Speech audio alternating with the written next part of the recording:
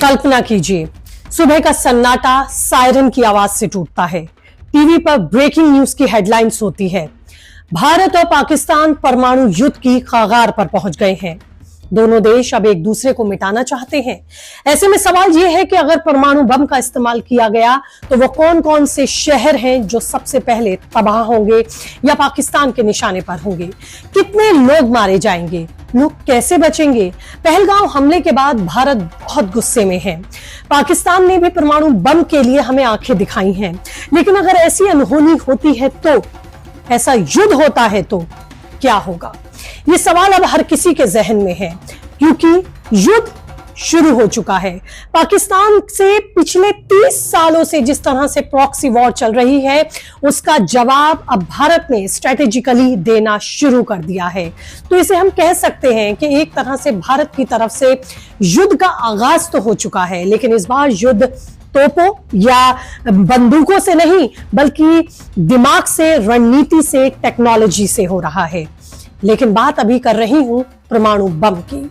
उसके निशाने पर, यानी कि पाकिस्तान की तरफ से हमारे वो कौन से शहर होंगे जो सबसे पहले पाकिस्तान के निशाने पर आएंगे, तो इसी पर बात करूंगी आज इस पूरी एनालिटिकल रिपोर्ट में। आप बने रहिएगा अंत तक मेरे साथ। नमस्कार, आपके साथ मैं हूं ज्योति विनय कपूर।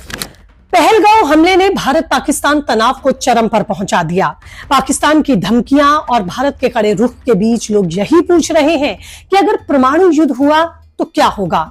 दोनों देशों के पास घातक हथियार हैं, लेकिन इसके परिणाम कितने भयानक होंगे, चलिए ये आपको समझाती हूं।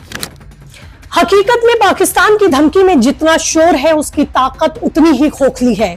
दुनिया भर के परमाणु हथियारों के आंकड़े बताते हैं कि पाकिस्तान 130 से 170 परमाणु हथियारों के मुकाबले भारत के पास करीब 180 हथियार हैं।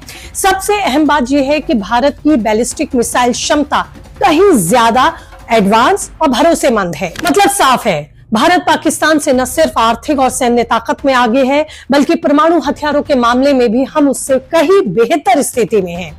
भारत ने हमेशा अपने परमाणु नीति को नो फर्स्ट यूज, यानी कि हम पहले हमला नहीं करेंगे, के सिद्धांत से जोड़कर रखा है। लेकिन पाकिस्तान ज्यादा ही बड़बोला है या ज्यादा ही बोलता है।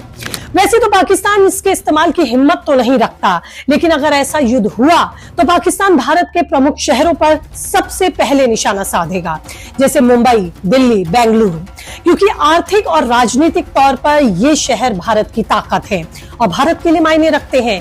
लेकिन भारत का जवाबी हमला तेज और ज्यादा विनाशकारी होगा, क्योंकि फिर भारत पाकिस्तान के इन शहरों को सबसे पहले निशाना बनाएगा, जिनमें पाकिस्तान के कराची, बंदरगाह, लाहौर, इस्लामाबाद, रावलपिंडी, फैसलाबाद, पेशावर, मुल्तान, क्वेटा शामिल हैं।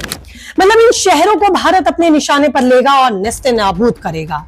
वैसे इन शहरों को तबाह होने का मतलब यही है कि पाकिस्तान खत्म, पाकिस्तान का दुनिया के नक्शे से नदारद हो जाना।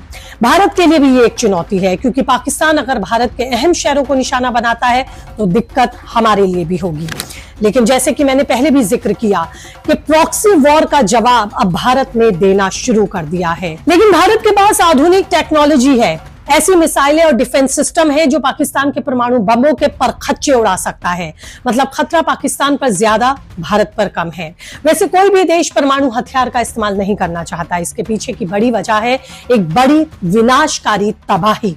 इतिहास गवाह है कि जब जब इसका इस्तेमाल हुआ, तबाही के निशान कई लंबे सालों तक दिखाई दिए। साल 1945 में हिरोशिमा और नागासाकी पर परमाणु हमलों ने दुनिया को तबाह कर दिया और तबाही का एक सबक सिखाया। ऐसे में अगर भारत पाकिस्तान में परमाणु युद्ध हुआ तो लाखों लोग पहले हफ्ते में ही मर जाएंगे। रेडिएशन सब कुछ बर्बाद कर देगा। इसलिए मानकर चलिए कि अगर दोनों देशों के बीच जंग का माहौल बनता है या फिर जंग होती है, तो फिर परमाणु हथियारों का इस्तेमाल दोनों देश नहीं करेंगे। रूस और यूक्रेन के बीच भी हो रही लड़ाई में भी ये चीजें हमें देखने को मिली, क्योंकि इससे तबाही कई गुना ज्यादा और विनाशकारी होती है। और दुनिया कभी भी परमाणु लड़ाई को स्वीकार नहीं करेगी, क्योंकि तबाही सिर्फ दो देशों के बीच नहीं, बल्कि इनकी सरहदों और आसपास के लगे हुए देशों को भी इसका नुकसान होता है। अगर बात की जाए भारत की सेना की, क्या ताकत है वो भी जान लीजिए, क्योंकि इस समय पाकिस्तान भी असमंजस की स्थिति में है कि अगर भारत हमला करता है तो वो किस तरह से करेगा। क्या वो अपनी नौसेना का इस्तेमाल करेगा, वायुसेना का इस्तेमाल करेगा, या फिर अपनी थल सेना का इस्तेमाल कर पाकिस्तान को सबक सिखाएगा। तो भारतीय सेना दुनिया की चौथी सबसे ताकतवर सेना है, जिसमें 14.5 लाख से ज्यादा सक्रिय सैनिक और 11.5 लाख रिवर्स और 25 लाख अर्धसैनिक बल हैं।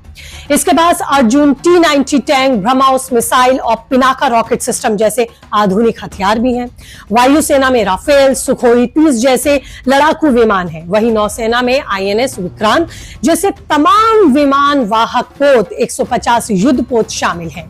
जबकि परमाणु ताकत में अग्निवीर मिसाइल, जिसकी रेंज 5000 किलोमीटर तक है। वहीं अगर मैं बात करूं पाकिस्तान की, तो पाकिस्तान की सेना में 6,49,000 सैनिक, JF-17 विमान, मतलब पाकिस्तान की सेना भारत के आगे काफी बौनी है। तो पाकिस्तान भी ये बात बहुत अच्छे तरीके से जानता है कि भले ही वो गीदड़ भपकी दे रहा हो, लेकिन अंदर से उसकी सच्चाई क्या है वो उससे वाकिफ है। कभी नहीं चाहेगा वो कि भारत से उसका युद्ध हो, क्योंकि 1971 की लड़ाई के बाद से उसको समझ आ गया है कि वो कन्वेंशन युद्ध लड़ने की ताकत बिल्कुल नहीं रखता है। और ऐसे में अब प्रॉक्सी वॉर का बदला भारत पाकिस्तान से ले रहा है। मैं एक बार फिर दोहराऊंगी कि ये युद्ध एक तरह से शुरू हो चुका है, चाहे हम इसे कहें कि ये टेक्निकल रणनीतिकल युद्ध हो, क्योंकि अब युद्ध बंदूकों तोपों से कम दिमाग से ज्यादा लड़ा जाता है।